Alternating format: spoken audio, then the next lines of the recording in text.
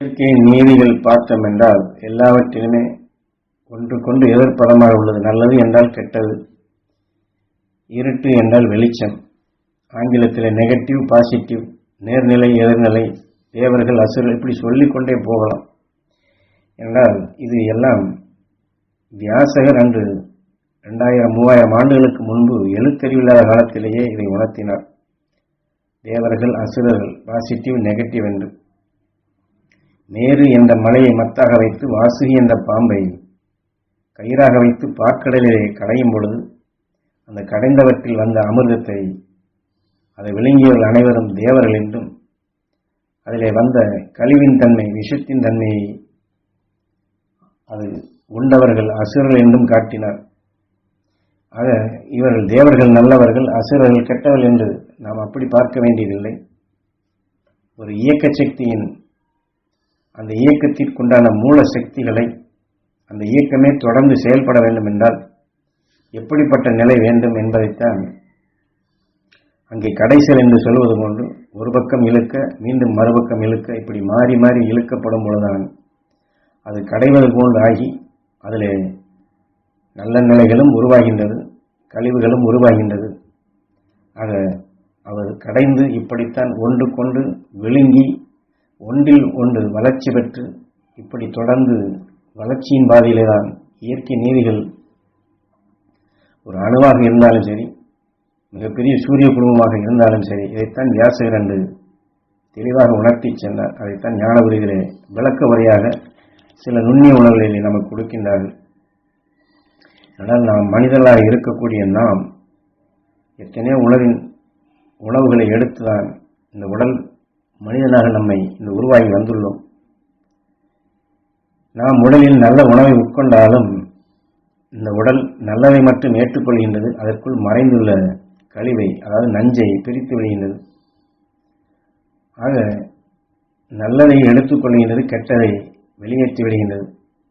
இது எப்படி வெளியே சென்றாலும் அந்த கழிவும் இன்னொரு நிலையாக வளர்ந்து அதிலும் சில மாற்றங்கள் ஆகிக்கொண்டேதான் செல்லுகின்றது.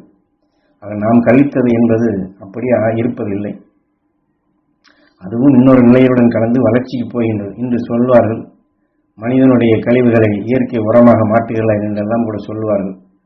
இதைத்தான் தேவர்கள் அசுரர்கள் என்றும் நெகட்டிவ் பாசிட்டிவ் என்றும் சொல்வது. எந்த ஒரு இயக்கத்தின் தன்மையாக இருந்தாலும் எதிர்மறைகள், எதிர்நிலை அது இருந்தால்தான் இயங்கும். அப்படி ஒரு எதிர்நிலை இல்லை என்றால் எல்லாமே சூன்யமாகிவிடும். வெறும் பாசிட்டிவ் என்று இருந்து இயக்க முடியாது, அல்லது நெகட்டிவ் என்று இருந்து இயக்க முடியாது. மனித உடலுக்குள்ளும் எதிர்நிலை ஆனால்தான் உடல் இருக்கக்கூடிய அணுக்களின் தன்மை இயங்கும். ஆக எதிர்நிலை என்றால் நமக்கு வேண்டாது என்று நினைக்கின்றோம். ஆனால் அதில் சில நுண்ணிய நிலைகளை நாம் தெரிந்து கொள்ள வேண்டியிருக்கின்றது. ஏனென்றால் எதிர்நிலையான உணவின் தன்மை அதிகரித்து விட்டால் நல்ல உணவின் தன்மை ஒடுங்கி விடுகின்றது. நல்ல உணர்வுக்குள் எதிர்நிலைகள் ஓங்கி வளர்ந்தால் அந்த தீமையின் நிலைகள் நல்லதை ஒடுக்கி விடுகின்றது. எல்லாருக்கும் தெரிந்ததுதான். ஒரு காரமான ஒரு மிளகாயை நாம் வாயிலே போட்டால் அது அப்படியே கடித்தம் என்றால் வாயில் இருக்கக்கூடிய உமிழ்நீர் காணாமலே போய்விடுகின்றது. ஆனால் அதே காரத்தை மற்ற, அதாவது சப்பென்று இருக்கக்கூடிய சில பொருள்களை இணைத்து அந்த காரத்தை அதனுடன் அளவாக கலந்து சாப்பிட்டால் உமிழ்நீரை அதிகமாக சுரக்க செய்து சாப்பிடக்கூடிய உணவை வேகமாக உள்ளே இழுத்து சென்று சுவையாக மாற்றுகின்றது. அந்த தனி மிளகாய் ஒத்துக்கொள்ளவில்லை, ஆனால் சப்பென்று இருக்கக்கூடிய பொருள்களை சேர்த்த பின் உமிழ்நீர் சுரந்து வேகமாக இழுத்து செல்லுகின்றது.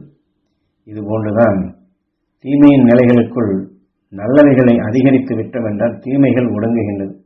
இந்த சமமான நிலைகளை நாம் இந்த இயற்கையுடைய நீரை தெரிந்து கொள்வதற்குத்தான் ஞானகுருவை உணர்த்துகின்றார்கள். தீமை சிறிதாக இருக்கும் பொழுது நல்லவைகள் பலவாக இருந்தால் அது ஒரு நொடிக்குள் அதை அமைக்கிவிடும். ஏனென்றால் இதை ஏன் சொல்லுகிறோம் என்றால் அருள்ஞானிகள் உணர்வு மிக மிக சக்தி வாய்ந்த நிலையில் அந்த தீமைகளை ஒடுக்கியவர்கள் அவர்கள். அந்த ஞானியின் உணர்வுகள் மிக மிக சக்தி வாய்ந்ததாக அலைகளாக படர்ந்து வருவதை நாம் பருவக்கூடிய நிலையாக, நாம் நுகரக்கூடிய நிலையாக, நாம் சுவாசிக்கக்கூடிய நிலையாக, நம் தியானத்தில் அந்த சக்தியை பருகும் நிலை வந்தால் எத்தகைய தீமையாக இருந்தாலும் அதை செயலிழக்க செய்துவிடும். ஏனென்றால் இது அசுரர்களை அழித்து தேவர்கள் வாழ்வது என்று அர்த்தமல்ல. செயலாக்கங்களை நாம் நாம் எப்படி சுவைமிக்க நிலையாக அந்த காரத்தை இணைத்து உருவாக்குகின்றமோ இதை போன்றுதான் தீமை செய்யக்கூடிய நிலைகளுக்குள் அருஞானியின் உணவை நாம் சரியான பங்கு கொண்டு கலந்தோம் என்றால் அதனுடைய நிலைகள் அதை வலுவிளக்க செய்து சுவைமிக்க நிலையாக நம்மை உருவாக்கி தரும். நமக்குள் மகிழ்ச்சி தோன்றும், வலுவான நிலைகள் தோன்றும். அது இந்த வாழ்க்கையில் வரக்கூடிய எத்தகைய தீமையாக இருந்தாலும் அருஞானிகளின் அருள்சக்தி கொண்டு அதை விழுங்கிடல் வேண்டும் என்றால் இந்த இடத்துல விழுங்கிடல் வேண்டும் என்றுதான் சொல்லுகின்றார்.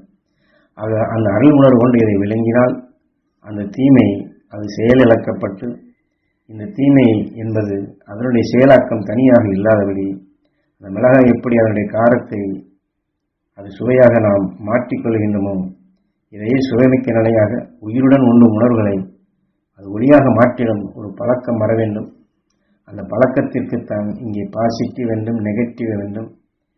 நாம் எதையும் அடக்கி ஒடுக்கி அல்லது அதை அழித்து விடுவோம் என்று சாதாரண மனித நிலையில் கொண்டு எண்ணாதபடி ஞானிகள் காட்டிய நிலையில் அஞ்ஞானி உணர்வு கொண்டு அதை விளங்கிடல் வேண்டும், சுவைமிக்கதாக மாற்றிடல் வேண்டும், பேரருள் பேரொழியாக மாற்ற வேண்டும் என்று ஞான உறுதிகளை தெளிவாக நமக்கு உணர்த்துகின்றார்கள். இயக்கத்தின் இயற்கையின் நீதிகளையும் உண்மைகளையும் நாம் உணர்ந்து தெளிந்து தெரிந்து தெளிவான நிலைகள் கொண்டு வாழ வேண்டும் என்பதற்காக